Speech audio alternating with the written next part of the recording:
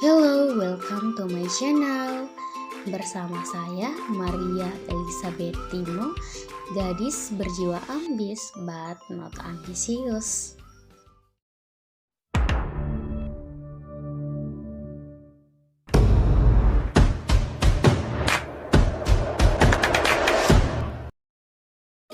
Well, seperti yang sudah saya jelaskan pada intro sebelumnya, di video kali ini saya akan menjelaskan bagaimana cara kita mencari nilai rata-rata, nilai tertinggi, nilai terendah, dan simpangan baku menggunakan Microsoft Excel. Dan di sini juga saya akan membuat tutorial bagaimana cara kita membuat daftar isi otomatis menggunakan Microsoft Word dan membuat daftar pustaka otomatis menggunakan aplikasi Mendeley. Oke, simak videonya. Yang pertama kita buka Microsoft Excel. Nah, Microsoft yang saya gunakan adalah Microsoft Excel 2010. Di sini juga saya sudah punya sebuah file laporan nilai yang akan saya cari. Oke, kita buka dulu.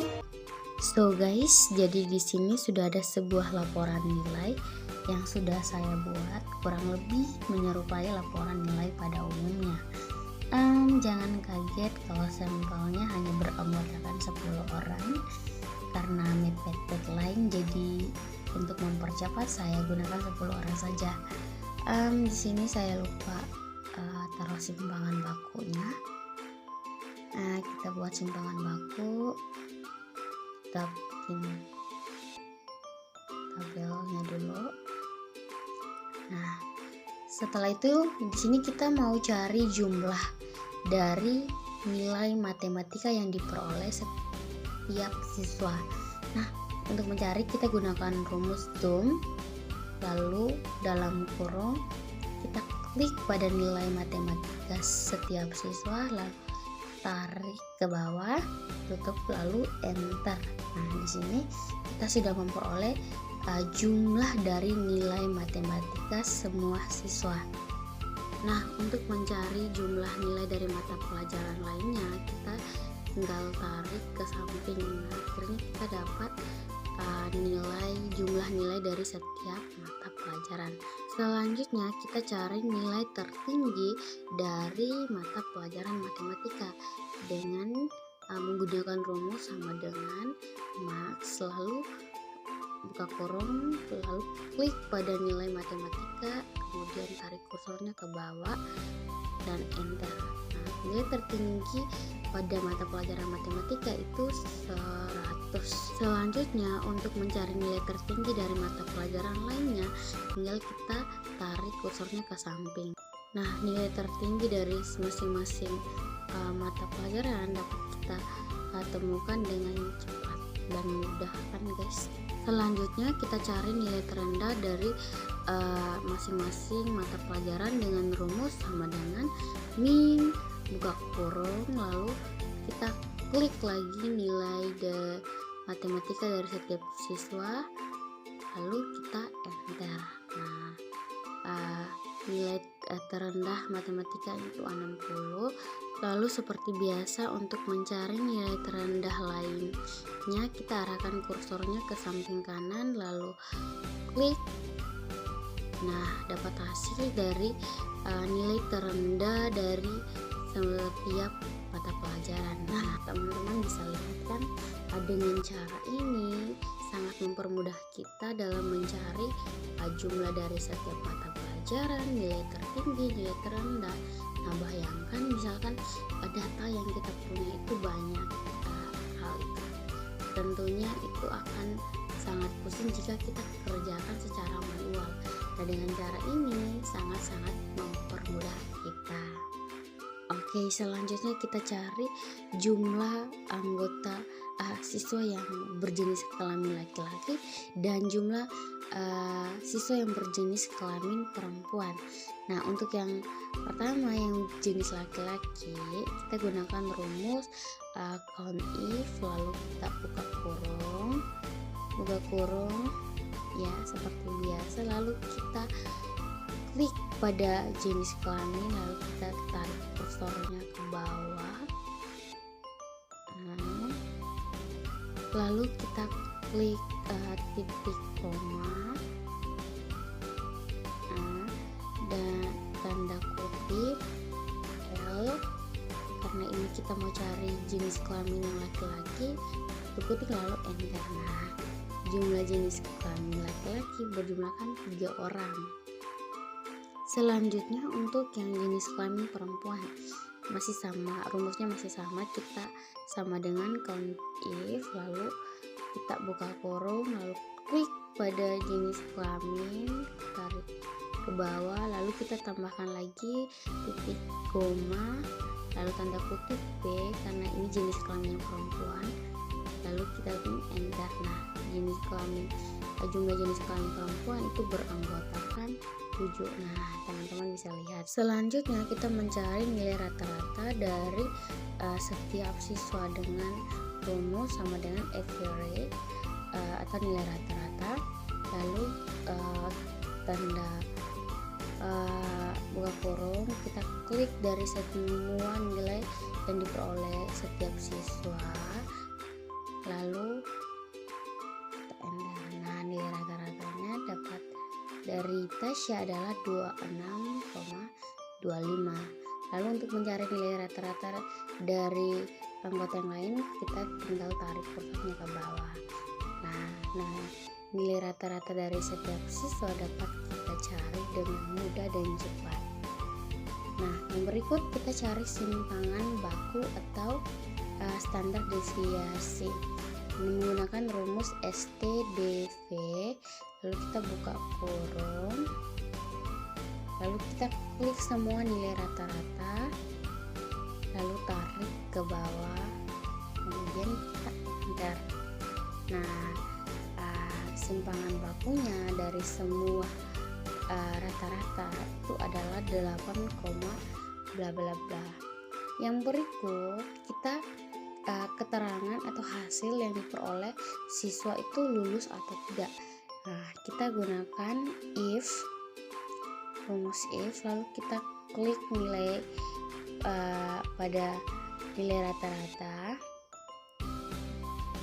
Nah, kita buka kurung, kita klik pada nilai rata-rata, lalu kita tambahkan keterangan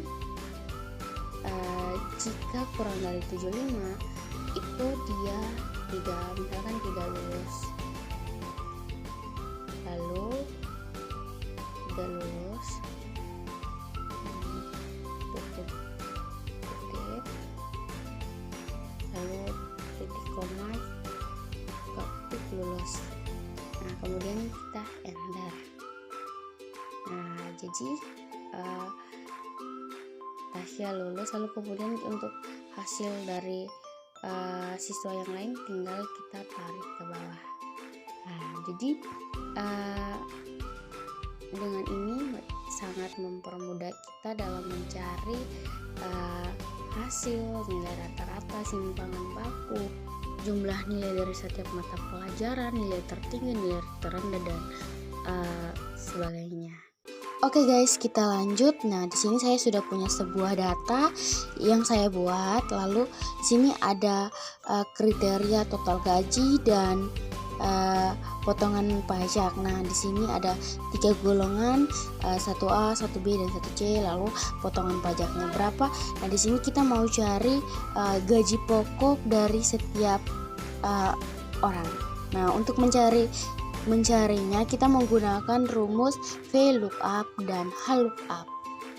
Nah, yang pertama kita cari gaji pokok dari orang pertama dengan rumus VLOOKUP buka kurung, lalu kita klik pada golongan, lalu klik lagi pada kriteria total gaji, lalu klik lagi titik koma, lalu 2, lalu enter. Nah, kita dapat peroleh gaji pokok dari Ani.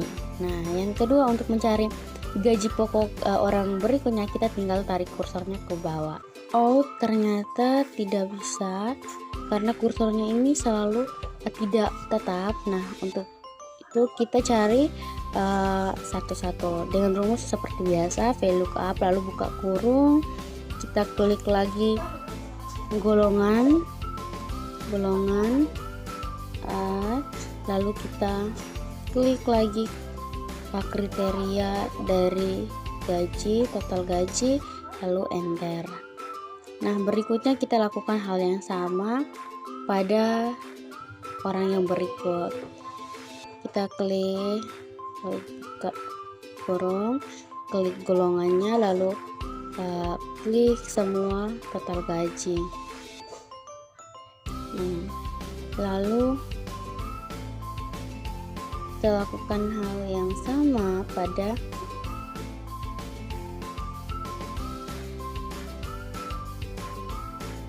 hal ini cukup menyita waktu karena ya begitu, proses tidak selamanya cepat. Oke, kita golongan, lalu kita klik total gaji, lalu kita jangan lupa kita tambahkan 2 karena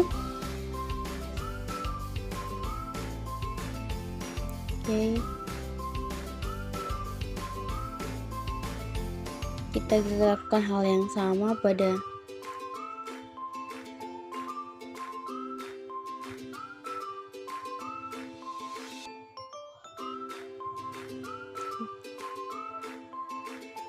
jadi gaji pokok dari setiap orang itu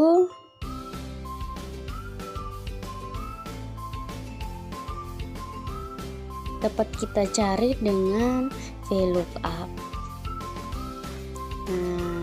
Nah, gaji pokok dari setiap orang sudah kita dapat. Lalu yang berikut kita cari tunjangan. Nah, tunjangan kita masih menggunakan rumus VLOOKUP, lalu buka kurung, kita klik golongan, lalu kita tarik pada semua total gaji, klik pada semua total gaji, lalu kita tambahkan 3 karena di sini dia berada di kolom ketiga. Nah, selanjutnya, ternyata saat kita menggunakan tarik kursornya ke bawah, ternyata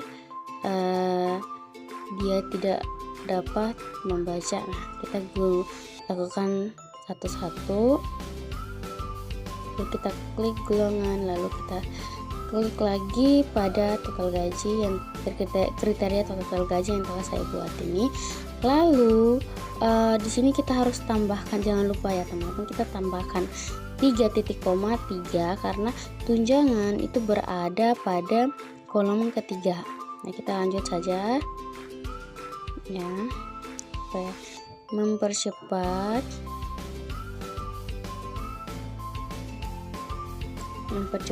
lalu kita klik semua kriteria total gajinya, lalu kita enter. Melakukan hal yang sama pada tunjangan orang lainnya. Kita klik golongannya,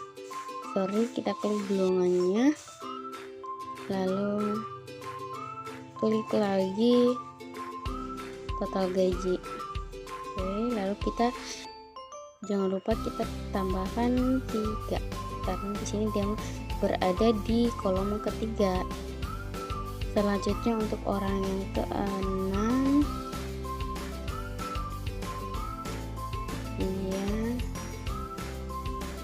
Oke guys, jadi di sini saya sangat sarankan kalian menggunakan rumus ini karena sangat-sangat mempermudah kita tentunya. Kebayangkan kalau data kita sebegitu banyak, lalu kita harus mencarinya dengan cara yang manual, itu sangat-sangat menyita waktu kita. Nah, dengan VLOOKUP dan VLOOKUP tentunya sangat membantu kita dalam mencari gaji pokok dan tunjangan ataupun sebagainya, data yang vertikal dan horizontal. Nah, untuk mencari pajaknya kita gunakan rumus sama dengan VLOOKUP, lalu buka kurung, kita klik pada golongan, lalu kita klik pada potongan pajak semua ya, lalu kita titik koma, kita klik lagi 2 karena dia berada pada baris kedua, lalu kita klik kita tanda kutip, kita klik golongan 1A pada total gaji pokoknya. Nah, kemudian kita enter dan kemudian kita dapat pajak, potongan pajak dari orang pertama. Selanjutnya kita lakukan hal yang sama pada orang yang kedua. Kita menggunakan rumus lookup, lalu kita klik golongannya dan klik semua potongan pajak. Jangan lupa kita tambahkan 2 karena dia berada di baris kedua. Lalu kita, karena orang kedua dia golongannya 1C, kita cari golongan 1C gaji pokoknya, lalu kita enter. Nah, mudah kan? Kita lakukan hal yang sama pada orang berikutnya. Kita lakukan hal yang sama. Nah, sini teman-teman bisa bayangkan, misalkan kita cari dengan cara yang manual, hal tersebut akan menyita waktu kita yang sangat banyak. Namun menggunakan rumus lookup dan VLOOKUP itu sangat akan mempermudah kita. Nah demikian kita dapat memperoleh pajak dari masing-masing orang dengan kriteria yang ada. So, dari sekian banyak rumus yang kita gunakan, semoga hal ini menjadi bermanfaat dan edukasi buat kita semua. Selamat mencoba. Selanjutnya, kita akan membuat daftar isi otomatis di Microsoft Word. Nah, sini saya sudah siapkan sebuah makalah yang sudah saya kerjakan sebelumnya tapi belum ada daftar isi. Nah, yang pertama yang harus diperhatikan sebelum membuat daftar isi, kita harus pastikan kalau setiap halaman dari makalah kita sudah kita beri nomor atau penomoran. Nah, di makalah tentunya ada yang namanya bab dan subbab. Nah, di sini tampilan makalahnya. Oke. Yang pertama ini bagian kata pengantar, kita blok, kemudian klik heading. Tapi kalau kita langsung klik heading nanti warnanya akan berubah. Jadi yang harus kita lakukan, klik kanan, lalu pilih update heading 1 to match selection. Selanjutnya kita blok daftar isi, kemudian klik kanan pada heading 1, lalu pilih update heading 1 to match selection. Nah, pada bagian ini seperti teman-teman lihat di sini ada bab dan subbab, itu latar belakang masalah. Yang pertama kita blok dulu untuk bab 1 pendahuluan.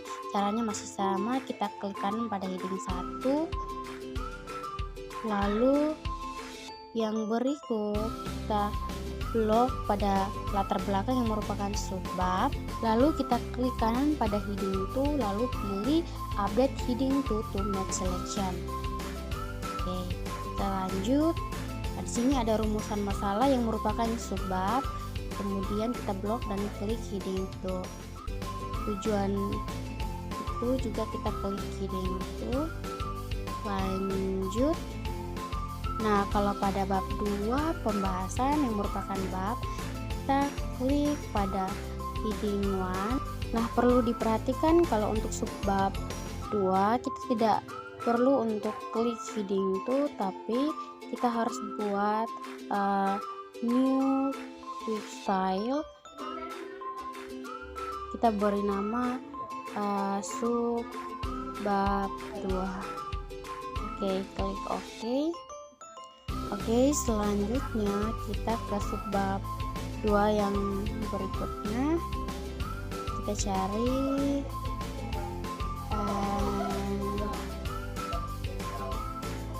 nah, ini dia subbab yang kedua. Kita langsung klik pada subbab 2.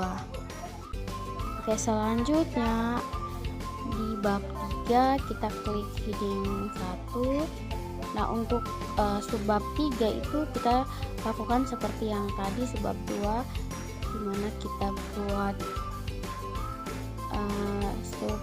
nyuta quick print, lalu di sini kita beri nama saja subbab 3. Oke, lalu klik modify, lalu cari heading 2. Oke, klik, lalu klik oke. Jadi untuk subbab yang berikutnya kita klik ke subbab 3 saja. Nah, kita lanjut ke bawah. Kalau sudah selesai, terakhir daftar pustaka, kita klik heading 1. Nah, oke, sudah selesai semua. Selanjutnya kita kembali ke daftar isi, halaman daftar isi yang tadi sudah kita kosongkan. Nah, kita ke tab reference,